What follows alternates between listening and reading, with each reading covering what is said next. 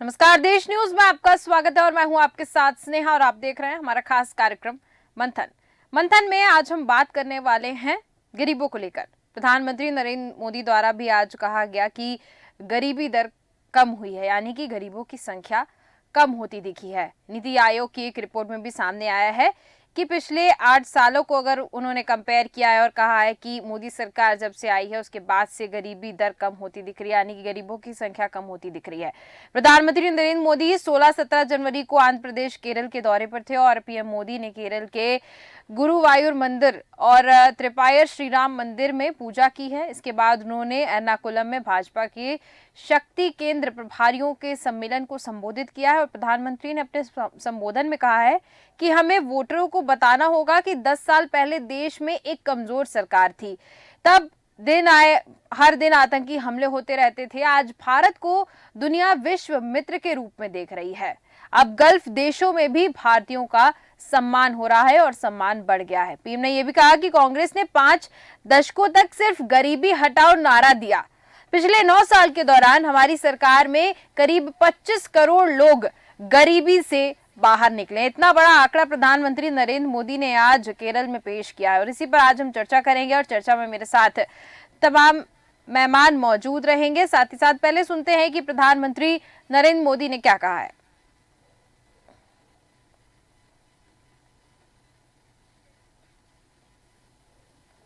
हमें वोटरों को ये बताना चाहिए कि 10 वर्ष पहले तक जब देश में एक कमजोर और अस्थिर सरकार थी तो आए दिन आतंकी हमले होते थे। इसका सीधा असर हमारे निवेश पर पड़ता था। आज भारत को दुनिया विश्व मित्र के रूप में देख रही है। पूरी दुनिया में भारत और भारतीयों का गौरव नई बुलंदी पर है। इसका बेहतरीन उदाहरण गल्फ देशों के साथ हमारे संबंध है।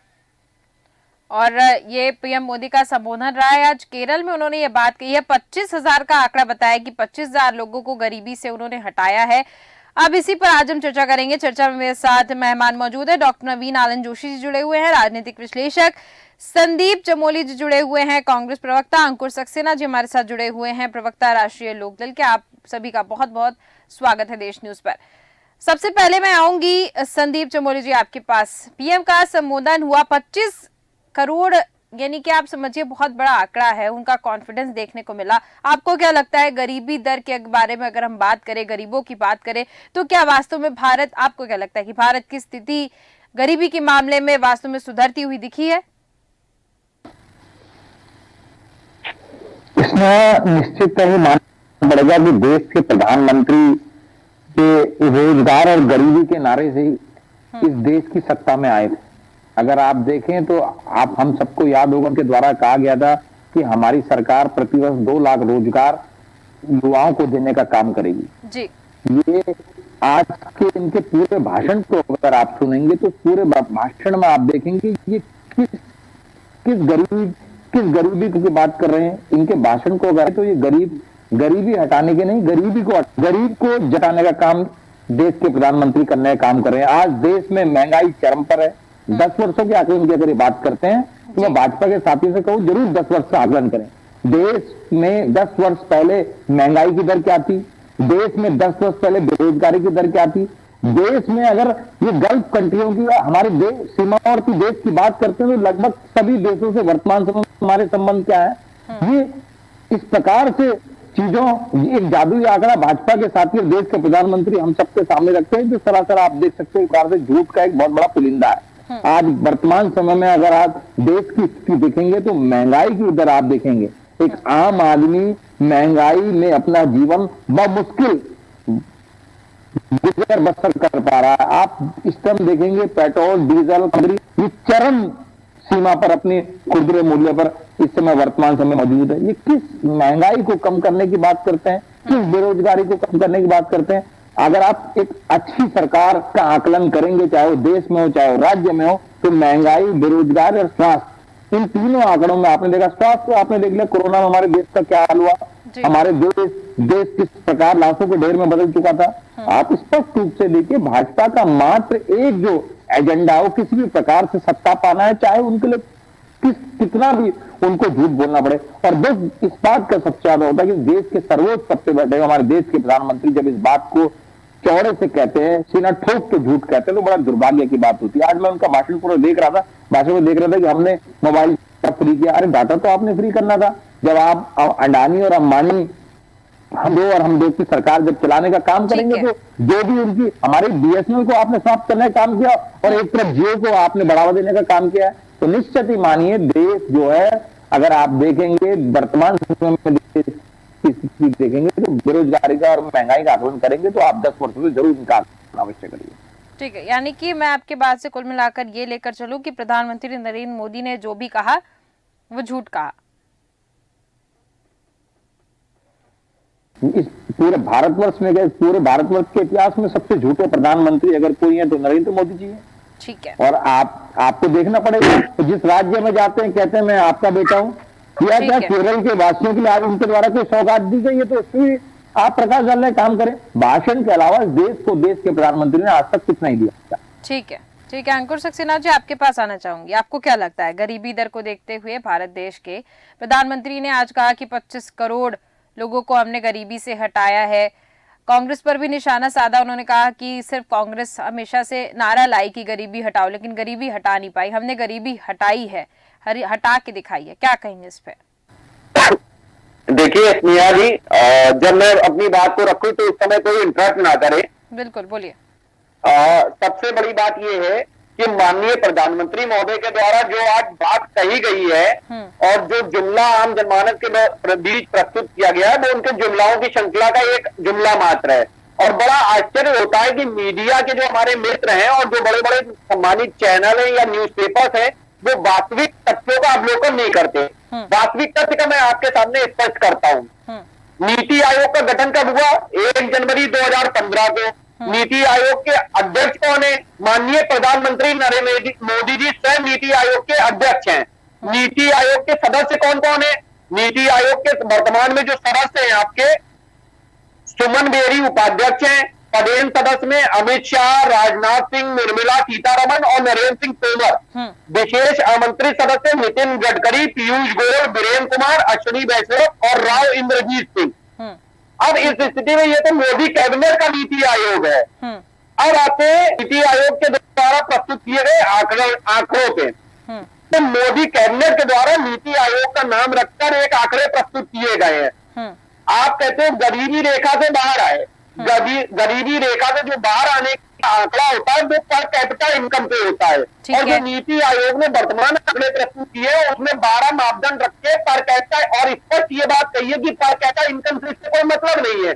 अब माननीय मोदी जी उस पर चिल्ला रहे कि 9 वर्षों में 25 करोड़ लोग गरीबी रेखा से बाहर आए। तो उससे पहले उस बिल पे तथ्यों को, जिन आंकड़ों को 1 जनवरी 2015 में नीति आयोग ने अपने बीच में समावेशित किया है, 1 जनवरी 2015 से पहले उन आंकड़ों के संबंध में कोई चर्चा या कोई आंकड़ा ही नहीं जुटाया जाता था। तो इस स्थिति में तो माननीय प्रधानमंत्री मोदी जी जो पर कैपिटा इनकम को छुपाकर इस तरीके की बात कह रहे हैं, तो ये तो आम जनमानस को, मीडिया को, पत्रकारों को और देश को गुमराह कर रहे हैं। और आपके सम्मानित चैनल पर स्पष्ट करना चाहता हूं, आज ही एचडीएफसी बैंक के शेयर 8% गिरे। 1 लाख करोड़ का जो शेयर था आम जनता की जेब खाली हो गई है। ठीक है, यानी कि कुल मिलाकर अंकुर सक्सेना जी, कुछ भी ये जो भी आंकड़े पेश किए गए हैं, अंकुर जी ये जो भी आंकड़े पेश किए गए हैं, इससे आप सहमत नहीं है? इस पे सवाल उठाए जा सकते हैं और ये गलत आंकड़े और जनता को गुमराह किया जा रहा है। स्नेहा जी मैंने तथ्यात्मक बात रखी है। ठीक है, तो जनता को गुमराह कर दिया है। मैं आपकी बात का ओवरऑल जानना चाहती हूँ, जनता को गुमराह किया जा रहा है, मैं ये पूछ रही हूँ आपसे। जी बिल्कुल बिल्कुल बिल्कुल, जनता को गुमराह किया जा रहा है और केवल इसको एक जुमलेबाजी करके आम जनमानस को मनगढ़ंत तथ्यों से बरगलाने का प्रयास किया जा रहा है। ठीक है, हमारे साथ डॉक्टर नवीन आनंद जोशी जी भी मौजूद है, राजनीतिक विश्लेषक हैं। नवीन जी, तमाम सवाल खड़े हो रहे हैं, ये जो रिपोर्ट आई है नीति आयोग की उस पर भी सवाल खड़े हो रहे हैं, साथ ही साथ साफ कहा जा रहा है कि पीएम मोदी झूठ बोल रहे हैं। अभी हमारे साथ मेहमान मौजूद है, उन्होंने भी कहा कि ये जनता को बरगलाने का और गुमराह करने का काम किया जा रहा है। वास्तव में गरीबी के ऊपर कोई काम नहीं हुआ है और गरीबी दर की अगर बात की जाए तो सारे झूठे डेटा यहाँ पर पेश किए गए हैं। देखिए स्नेहा जी, बात जब हम गरीबों की और आंकड़ों की करते हैं तो ये बात सही है, लेकिन आप ये देखिए कि देश में महंगाई के बावजूद लोगों की परचेसिंग कैपेसिटी क्यों बढ़ रही है? क्या कारण है कि इतनी महंगाई के बावजूद भी लोग सामान खरीदने में कोई कमी नहीं? पेट्रोल डीजल इतना महंगा है तो भी लोगों की गाड़ियां चल रही है, नई गाड़ियां रोज उठ रही हैं। मैं आंकड़ों की बात पर नहीं जाऊंगा। मोदी जी ने आंकड़ा जो भी दिया हो, नीति आयोग का और उनके बीच का जो भी उन्होंने आंकड़े को प्रस्तुत किया है, चुनाव क्योंकि चुनाव लड़ते राजनीतिक दल है तो उनके साथ वादे और वादों को इस तरह से आंकड़ों में लपेट कर पेश किया जाता है, मैं इस पर नहीं जाऊंगा। लेकिन एक बात को आप जरूर समझिए कि इस देश में इतनी महंगाई के बावजूद लोगों ने कितने राजनीतिक दल हैं, आप भाजपा को छोड़ दीजिए, सारे राजनीतिक दल महंगाई पर प्रदर्शन नहीं कर रहे हैं। महंगाई के ऊपर कोई बात नहीं हो रही। यदि पर कैपिटा इनकम नहीं बढ़ रही है तो लोगों की खरीदने की क्षमताएं कैसे बढ़ रही है? इतनी महंगाई के बावजूद भी लोग अपने जीवन स्तर को कैसे आगे बढ़ा पा रहे हैं? ये सोच का विषय है। अब बात आप करिए कि उन्होंने कहा है कि 25 करोड़ हमने गरीबों को गरीबी हटा दी है 25 करोड़ लोगों की। तो ये भी एक आंकड़ा इसमें दुरूहता पैदा करता है कि हम इस देश में 125 करोड़ की जनसंख्या और 80 करोड़ को तो उन्होंने भी गरीबों का राशन दिया। आप बताइए, वो खुद ही ये मान रहे हैं तो यहाँ पर भी कंट्रोडिक्टी है। लेकिन विपक्ष ने इस पर भी कोई मुद्दा नहीं उठाया। जब कोविड काल आया था तो उन्होंने 80 करोड़ लोगों को, गरीबियों को राशन देना शुरू किया था। वो आज तक देने की बात वो कह रहे हैं, लेकिन न तो कांग्रेस न कोई राजनीतिक दल ने इस पर प्रतिकार किया कि वो पैसा यदि 80 करोड़ को बांट रहे हैं तो हमारा देश विकसित कैसे हुआ, हम विकास की दिशा में कैसे? ये बात सही है कि देश ने तरक्की की है, लेकिन इसमें कोई राजनीतिक दल का हिस्सा नहीं होता है। देश में तरक्की और प्रगति का जो स्तर होता है वह व्यक्ति और जनता और उसका जो अपना विकास होता है। दिन प्रतिदिन हम लोग विकसित हो रहे हैं। देश में बच्चे को रोजगार नहीं मिलता तो विदेशों में जाता है, अपनी बुद्धि अपने कौशल से वो लगातार अपनी उन्नति की तरफ बढ़ता है। किसी राजनीतिक दल या किसी सरकार के भरोसे पर नहीं। सरकार ने तो सरकारी नौकरियां तक बंद कर दी। बावजूद इसके देखिए आप, यदि रोजगार की बात करते हैं तो लोगों ने अपना स्टार्टअप शुरू किए, लोगों ने अपने बुद्धि के स्तर पर लगातार बाहर जा करके और अपना परफॉर्मेंस दिया है। तो मैं ये कहूंगा कि जनता इन आंकड़ों की बाजीगरी को, राजनीतिक दलों की ये जो हरकतें हैं इन सबको समझती है।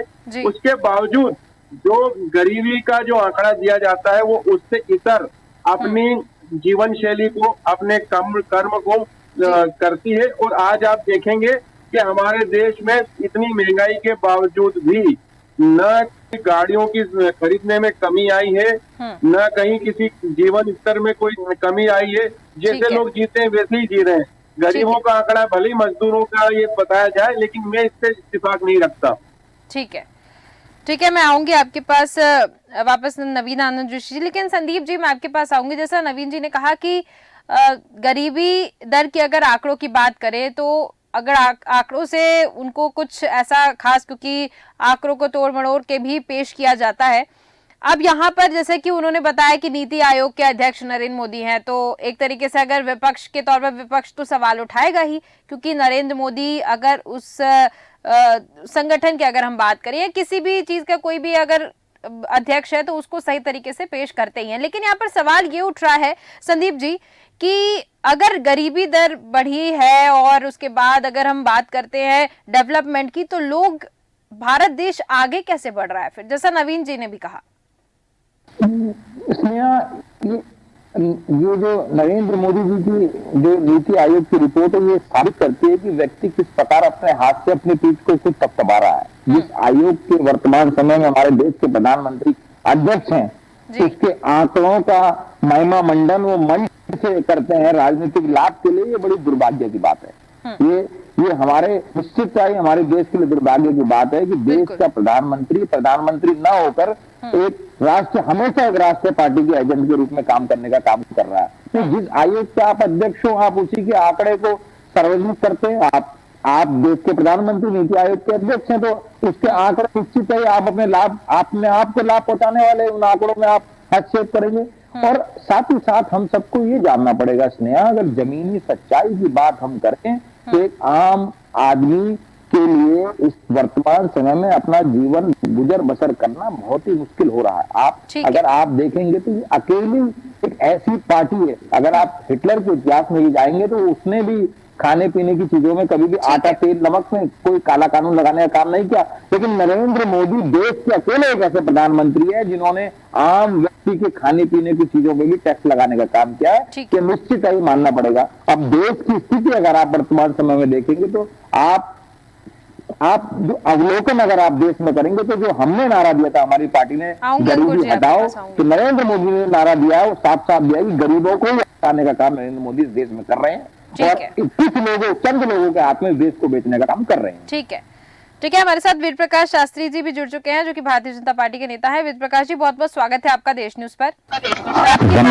आपसे जानना चाहती हूँ कि यहाँ पर तमाम सवाल खड़े हो रहे हैं प्रधानमंत्री नरेंद्र मोदी पर, और गरीबी की जो उन्होंने बात की कि गरीबी दर कम हुआ है, 25 करोड़ लोगों को उन्होंने गरीबी दर से हटाया है, उस पर तमाम सवाल खड़े हो रहे हैं। नीति आयोग की रिपोर्ट पर तमाम सवाल खड़े हो रहे हैं और कह रहे हैं कि ये झूठी रिपोर्ट है, नरेंद्र मोदी जनता को बरगलाने का काम कर रहे हैं, उनको गुमराह कर रहे हैं। क्या कहेंगे उस पर आप? देखिए, ऐसा है कि आरोप प्रत्यारोप लगाने से समस्याओं का समाधान नहीं होता है जी। जो मूल स्थिति है उस पर अगर विपक्ष अपनी बात रखे सकारात्मक, तो समस्या का समाधान होगा। हर बात को झूठा कहना, हर बात पर आरोप लगाना, ये एक सकारात्मक विपक्ष की भूमिका नहीं है। सरकार ने आंकड़े नहीं जारी किए हैं, नीति आयोग ने आंकड़े जारी किए हैं। इसमें माननीय प्रधानमंत्री जी को जो ये कटघरे में खड़ा करने की कोशिश कर रहे हैं, मैं सुन रहा था, ये बिल्कुल न्याय संगत नहीं है, बहुत गलत बात है। दूसरी चीज, अगर हमारे देश के जो मूल विपक्ष के लोग हैं वो प्रधानमंत्री जी का भी सम्मानजनक शब्दों से पद नाम का उच्चारण करना नहीं पसंद करते हैं, तो वो कितना सकारात्मक है इस देश की जनता के लिए, इस पर भी उनको गंभीरता से विचार करना चाहिए। अगर हमारे आंकड़ों से वो, मतलब नीति आयोग के आंकड़ों से अगर सहमत नहीं है तो वो बताएं वस्तु स्थिति क्या है देश की जनता के सामने। और अगर जो स्थिति है उससे जनता सहमत नहीं है तो आखिर जनता का आशीर्वाद लगातार यशस्वी प्रधानमंत्री माननीय मोदी जी को क्यों प्राप्त हो रहा है, भारतीय जनता पार्टी को क्यों प्राप्त हो रहा है? कांग्रेस पार्टी को लगातार इस देश की जनता नकार रही है और ये स्थिति है कि 44 पे आ गए हैं, वो मूल विपक्ष की भूमिका में भी नहीं है। और यही हालात अगर रहे तो आने वाले समय में 44 से 4 पे आ जाएंगे। मेरा ये उनसे आग्रह है कि वो मूल भावना जो देश की और जनता की है उसको समझें, और अगर उनके पास कोई सही आंकड़े हैं तो वो लाएं, तो उसका मैं जवाब देता हूं उनको। ठीक है संदीप जी, आंकड़े सही हैं तो ला दीजिए वेद प्रकाश शास्त्री जी के सामने। स्नेहा जी, वेद प्रकाश जी जिस फ्लो में एक राष्ट्रीय पार्टी के नेता होने के नाते थे, ये भाषण आने वाले समय में इनकी पीढ़ियों के लिए दुर्भाग्यपूर्ण है। अगर आप इनसे पूछेंगे तो इनके पूरे परिवार में, इनके मोहल्ले में जो बेरोजगारी की लिस्ट है, अगर उस लिस्ट को जारी करने का काम नहीं कर देंगे तो निश्चित है जो इतने बड़े नारे के सारे देश के प्रधानमंत्री का महिमा का मंडन कर रहे हैं, ये सबसे दुर्भाग्यपूर्ण। क्या ये मानेंगे नहीं कि देश में महंगाई है? मना कर दीजिए आप चैनल के माध्यम से, कह दीजिए कि देश में महंगाई नहीं है, 10 साल पहले देश महंगा था, अब हमने सस्ता कर दिया। क्या आप ये नहीं मानेंगे कि देश में बेरोजगारी की दर चरम पर है? ये किस बात की बात करते हैं? और सुनिए, जीतने की बात, जीतता तो हर बार हिटलर भी था, लेकिन इस देश की स्थिति वर्तमान में क्या हुई? वेद प्रकाश जी, राजनीति को किनारे करके कभी कभी देश के बारे में सोचने का काम करिए। निश्चित ही अपने प्रदेश में, जिस प्रदेश से आप आते हैं उसके बेरोजगारों की संख्या अगर आप देखेंगे तो निश्चित ही इसका आंकड़ा निरंतर आसमान छूने का काम कर रहा होगा वेद प्रकाश जी। लेकिन आप चैनल पे कहते हैं कि हम प्रदेश के प्रधानमंत्री का हम अपमान कर रहे हैं। हम क्यों कर रहे हैं? हम देश के प्रधानमंत्री का अपमान नहीं कर रहे हैं, हम एक राष्ट्रीय पार्टी के नेता को ये सचेत कर रहे हैं कि 24 घंटे आप अपनी पार्टी के लिए काम न करिए, आप देश के लिए काम करने का काम भी करिए, तो निश्चित ही देश आगे बढ़ेगा। हर समय अगर आप भाजपा के बारे में सोचेंगे, देश आगे नहीं बढ़ेगा। देश निरंतर पीछे जाने का। पेट्रोल डीजल की स्थिति वर्तमान समय में क्या है? जब कच्चा तेल स्नेहा जी हमारा सस्ता है, तो इस देश में पूरे देश के वासियों को डीजल पेट्रोल जो सर्वश्रेष्ठ दामों में मिलने देने का काम भाजपा की सरकार कर रही है। क्यों नहीं आप रिलीफ देने का काम कर रहे हैं? ठीक है, क्यों नहीं आप? ठीक है, इनसे बात वेद प्रकाश जी से हम जवाब देते हैं। मैं जवाब देती हूँ वेद प्रकाश जी से, लेकिन इसके पहले मैं अंकुर सक्सेना जी आपके पास आऊंगी। जी बोलिए। वेद प्रकाश जी की राजनीति पूरी है कि वो सब कुछ जानते हुए भी सत्य बात को सम्मानित चैनल पर नहीं बोल सकते हैं। परंतु वेद प्रकाश जी के डिबेट में आने से पहले मुझे राजनीतिक विश्लेषक महोदय का जवाब ठीक उसी प्रकार का प्रतीत होता था। का जवाब मुझे माननीय प्रधानमंत्री महोदय देश के आम जनमानस को 25 करोड़ लोगों को गरीबी रेखा से ऊपर आने की बात को कह रहे थे। तो मुझे लग रहा था कि राजनीतिक विश्लेषक कम और भारतीय जनता पार्टी के प्रतिनिधि के तौर पर ज्यादा वक्तव्य दे रहे हैं। अब सवाल, माननीय शास्त्री जी ने जो बात अभी कही, डिबेट में आने से पहले शास्त्री जी ने इस बात पे गौर नहीं किया जो बात पहले रखी जा चुकी थी कि नीति आयोग जो है उसके पदेन अध्यक्ष माननीय प्रधानमंत्री स्वयं है, उपाध्यक्ष सुमन मेरी है, पदेन सदस्य में अमित शाह, राजनाथ सिंह, निर्मला सीतारमण, नरेंद्र सिंह तोमर, विशेष आमंत्रित सदस्य में नितिन गडकरी, पीयूष गोयल, कुमार, अश्विनी भाई, इंद्रजीत सिंह है। ये भी कैबिनेट के लोग हैं। नीति आयोग स्वतंत्र निकाय वो तो गया है, वो सालिक जो निर्देश करेगा तो करके बोलेगा। ठीक है, स्वतंत्र प्रकाश जी का कहना है कि नीति आयोग के अध्यक्ष प्रधानमंत्री नरेंद्र मोदी हैं, और अगर उसके अध्यक्ष हैं तो ये अपने अनुसार डेटा पेश कर दे रहे हैं। जो उसमें डेटा कलेक्शन हुआ है, जो डेटा कलेक्ट किया गया है, उसमें बाकायदा जो रिपोर्ट जारी की गई है, उसमें कहां से डेटा कलेक्ट किया गया है, किन किन सोर्सों से वो डेटा आया है, क्या उसके अंतरराष्ट्रीय मानक हैं, क्या उसके राष्ट्रीय मानक हैं, उन सबको ध्यान में रखते हुए वो डेटा कलेक्ट किया गया है। वो किसी व्यक्ति विशेष के लिए डेटा कलेक्शन नहीं है। पर कैपिटल इनकम को, और क्या इस बात को अगर आप स्वीकार नहीं करते हैं तो जिस प्लेटफॉर्म पर आपको बात उठाने के लिए इस देश की जनता ने चुना है, उस प्लेटफॉर्म पे जब आपको बात उठाने का मौका मिलता है तब तो आप लोकसभा में अपनी बात रखते नहीं। तो क्या केवल डिबेट से इस देश की समस्या का समाधान हो जाएगा? वर्तमान समय में नीति आयोग ये कह रहा है कि हमारे यहाँ 24.82 करोड़ लोग गरीबी रेखा से बाहर निकल गए हैं। अगर आपके पास इसके अगेंस्ट कोई डेटा है कि हम इस आधार पर कह रहे हैं, हमारे अंकुर भाई अगर ये बता रहे हैं कि ये डेटा गलत है, इस डेटा में ये सत्यता नहीं है, तो अगर उनके पास कोई सही डेटा है और वो उसको हमारे सामने या देश के सामने रखते हैं तो उस पर बात होगी। और अगर कोई डेटा नहीं है तो क्यों कह देने से अंकुर भाई के या हमारे में कांग्रेस के प्रवक्ता हैं उनके कह देने से अगर इस देश की जनता विश्वास करती है, कुछ समझ में नहीं आएगा। भारतीय जनता पार्टी के पक्ष में आ रहा है और माननीय मोदी जी है इस देश के प्रधानमंत्री हैं। ठीक है, अभी मैं आऊंगी नवीन आनंद जोशी जी, आपके पास आऊंगी, आपसे जानना चाहती हूँ। अभी अंकुर जी ने आपको कहा कि राजनीतिक विश्लेषक कम आप भारतीय जनता पार्टी की तरफ से बात कर रहे थे।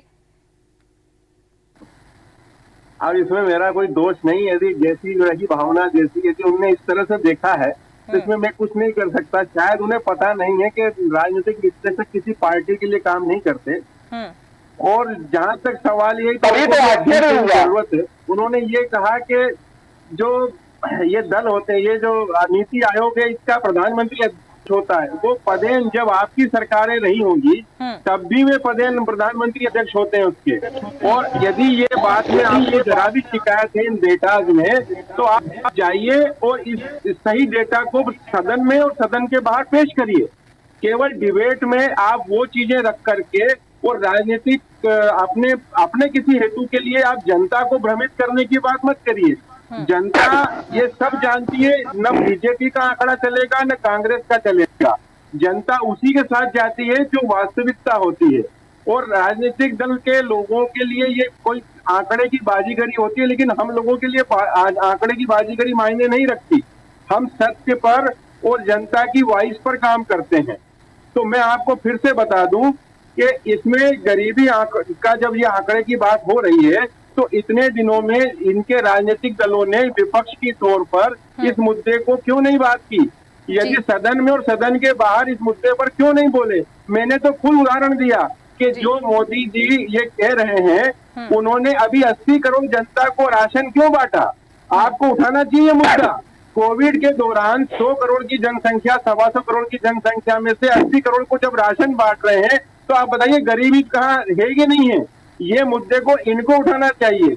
जो हमने इनकी तरफ बताया है वे मुझे भाजपा का प्रतिनिधि बता रहे हैं, उनको कुछ समझ में शायद गलती हो रही है, वे पहले समझ लें। मैंने उनको ये मुद्दा दिया है कि जिस देश में 80 करोड़ की जनता को राशन बांटा जा रहा हो गरीबी रेखा का मान करके, उस देश में आप गरीबी हटने की बात कर रहे हैं। और आपको ये बातें जो आंकड़ों की करना चाहिए वो सदन में रखना चाहिए थी। अभी तक किसी दल ने सदन में बातें रखी नहीं। ठीक है, अंकुर जी बोलिए। जी, क्या नीति आयोग की रिपोर्ट जब सदन चल रहा था तब आ गई थी? भाई नीति आयोग की रिपोर्ट आने के बाद ही तो सदन में उसके ऊपर विचार विमर्श किया जाएगा। और मैं लगातार एक बात को कह रहा हूं कि उसका पदेन अध्यक्ष माननीय प्रधानमंत्री है, इसमें कोई शक और दो राय नहीं। लेकिन ये तो मोदी कैबिनेट का पूरा है नीति आयोग। भाई इसमें मोदी कैबिनेट के जितने मंत्री है सबके सब नीति आयोग के सदस्य हैं। अच्छा, मेजरमेंट का एक फार्मूला हमेशा से रहा है कि पर कैपिटा इनकम के आधार पे गरीबी रेखा के ऊपर स्तर उठने का स्तर डिसाइड किया जाता। इसमें स्पष्ट नीति आयोग की रिपोर्ट में यह बात लिखी है कि पर कैपिटा के आधार पर इसमें कोई भी ब्यौरा नहीं है। उनने 12 पॉइंट पे मेजरमेंट किया जो 1 जनवरी 2015 के बाद नीति आयोग ने डिसाइड की है। तो आप उसको 1 जनवरी 2015 से पहले पूर्ववर्ती सरकारों के ऊपर कैसे लागू कर सकते हैं? एक आयोग जो आपने बनाया, आयोग की पॉलिसी आपने निर्मित की, आप आयोग की पॉलिसी के आधार पर रिपोर्ट पहली बार आप जारी कर रहे हो क्योंकि 2014 से सत्ता में आप हो और आप पूर्ववर्ती सरकारों के ऊपर आरोप लगा रहे हो। तो मेरे भाई जब 2022 के चुनाव में आप हटोगे और 2024 के लोकसभा चुनाव में, उसके बाद जब हम आए तब आप जाके कहिएगा कि हमारे और आपके आंकड़ों में क्या डिफरेंस आता है। कम से कम आप 26 में जब हटेंगे और हम लोग सत्ता में आएंगे उसके बाद आप कहिए कि नीति आयोग की ये रिपोर्ट सही है और हमारे समय में ये अंतर आया। वेद प्रकाश जी, ये जो रिपोर्ट पेश की गई है उससे बिल्कुल भी सहमति नहीं जताई जा रही है। देखिए बिल्कुल भी संतुष्टि नहीं दिख रही है विपक्ष में कि थोड़ी भी गरीबी दर कम दे। हर जगह महंगाई की बात हो रही है, पेट्रोल डीजल की बात करें, और जैसा कि संदीप जी ने भी कहा कि खाने पीने की चीजों को लेकर आज तक किसी ने टैक्स नहीं लगाया था और प्रधानमंत्री नरेंद्र मोदी ने टैक्स लगाया है। बहुत सवाल खड़े हो रहे हैं और इनका कहना है कि हमारी सरकार आएगी तब हम आपको आंकड़े पेश करके बताएंगे। देखिए, सरकार तो इनकी अभी फिलहाल आने वाली नहीं है। अभी इसी सरकार भविष्यवाणी का काम कर रहे हैं, जनादेश देने वाली है। प्रकाश भी लगता है। दूसरी चीज एक बात ये देखिए, बीच में नहीं बोलना है, हम बीच में नहीं बोलते हैं महाराज। आप मतलब भविष्यवाणी कर रहे हैं इसलिए बीच में बोलना है? नहीं, मैं बीच में नहीं बोलता। मैं अपनी बात कह लूं उसके बाद आप बात कहिएगा, आपको मौका दें जो जी बिल्कुल बोलिए। हाँ, हम बीच में बोलते नहीं और बीच में हम बोलना पसंद भी नहीं करते। ठीक है, बोलिए। मैं ये कह रहा हूं कि पूरे 10 वर्ष हो रहे हैं मोदी जी को प्रधानमंत्री हुए, दूसरा कार्यकाल वो पूरा कर रहे हैं। क्या देश के अनुकूल अगर काम नहीं हुआ है, उत्थान नहीं हुआ है, विकास नहीं हुआ है और लोग गरीबी रेखा के बाहर नहीं आए हैं, तो क्या लोगों का जनादेश माननीय मोदी जी को ऐसे ही प्राप्त हो रहा है? कांग्रेस के पक्ष में इस देश की जनता अपना जनादेश क्यों नहीं दे रही है? और कांग्रेस पार्टी को इस देश की जनता ने सत्ता से बाहर किया। क्यों बाहर किया? भ्रष्टाचार की वजह से बाहर किया, बेरोजगारी की वजह से बाहर किया, विकास देश में न कर पाने की वजह से बाहर किया है। और अगर इनके पास कोई मुद्दे हैं, कोई बात है, ये देश हित की बात, जनहित की बात, आप ये बताएं कि पूरे 10 वर्ष के कार्यकाल में इनको अगर कोई कार्य अच्छा नहीं लगा है तो ये अपनी विपक्ष की भूमिका तो अदा नहीं कर पाए। देश की जनता तो पसंद कर रही है कि माननीय मोदी जी अच्छा काम कर रहे हैं। ठीक है, मेरे पास समय समाप्त हो चुका है। मैं ठीक है, बहुत ही कम शब्दों में जवाब चाहूंगी संदीप जी। स्नेहा जी, ये अगर ये कहते हैं कि 10 वर्ष में इसलिए लगातार जीत रहे हैं, इन्होंने काम किया, तो ये ऐसा कैसे कह सकते हैं कि 70 वर्ष लगातार कांग्रेस सत्ता में रही, हमने कोई काम नहीं किया? ये कितने जीते लोग हैं। और ये देश के वही प्रधानमंत्री हैं जिन्होंने अपने 10 वर्ष के कार्यकाल में एक भी यार मीडिया के साथियों के साथ, जनता के साथ कोई चर्चा नहीं की, ये नहीं जाना कि मेरा कार्यकाल कैसे चल रहा है। ये हिटलर की तरह, हिटलर भी रेडियो पे, मैं शास्त्री जी आपको बता दूं, हिटलर भी रेडियो पे भविष्यवाणी करते थे, क्योंकि रेडियो सबसे आसान चीज है। आप रेडियो में अपनी बात कह सकते हैं, दूसरा व्यक्ति क्या कह रहा है आपको सुनना नहीं पड़ता। और किस विपक्ष की बात करते हैं, ये विपक्ष कितना भी दबाव संसद का कर ले, ये अपनी मन मर्जी से देश के कानून पास कराने का काम कर रहे हैं। विपक्ष में जो इनकी मौजूदगी, जो इस समय वर्तमान समय में देश की संसद में, उसको गलत फायदा उठा रहे हैं और देश को पीछे धकेलने का काम देश के प्रधानमंत्री कर रहे हैं। चलिए ठीक है, मैं चर्चा को यहीं पे विराम देना चाहूंगी क्योंकि मेरा समय पूरा समाप्त हो चुका है। आप सभी मेहमानों का बहुत बहुत धन्यवाद मेरे साथ जुड़ने के लिए और चर्चा करने के लिए। तो यहाँ पर हम प्रधानमंत्री नरेंद्र मोदी की बात कर रहे थे, उनके संबोधन की बात कर रहे थे। उन्होंने कहा है कि हमें वोटर्स को बताना होगा कि 10 साल पहले देश में एक कमजोर सरकार थी, तब आए दिन आतंकी हमले हुआ करते थे। आज भारत को दुनिया विश्व मित्र के रूप में देख रही है। गरीबी दर के ऊपर उन्होंने बात कही। उन्होंने कहा कि 25 करोड़ लोगों को गरीबी दर से हटाया गया है। इतना बड़ा आंकड़ा उन्होंने पेश किया। हालांकि इस आंकड़े का विरोध होता नजर आ रहा है। नीति आयोग के ऊपर भी तमाम सवाल खड़े हो रहे हैं और इस डेटा से, यानी कि इस आंकड़े से सहमत विपक्ष तो बिल्कुल भी सहमत नजर नहीं आ रहा है। अब लोकसभा चुनाव की तैयारी भी जारी है और जगह जगह रैलियां भी हो रही हैं। तो इसमें ये देखना होगा कैसे कौन सी पार्टी अपनी जो राजनीतिक दल हैं किस तरीके से पेश आ रही है, कैसी तैयारियां चल रही हैं और आने वाले लोकसभा चुनाव में क्या होता है, किसको जनता चुनती है, ये देखने वाली बात होगी। तो फिलहाल के हमारे इस खास कार्यक्रम में सिर्फ इतना ही। देखते रहिए देश न्यूज। नमस्कार।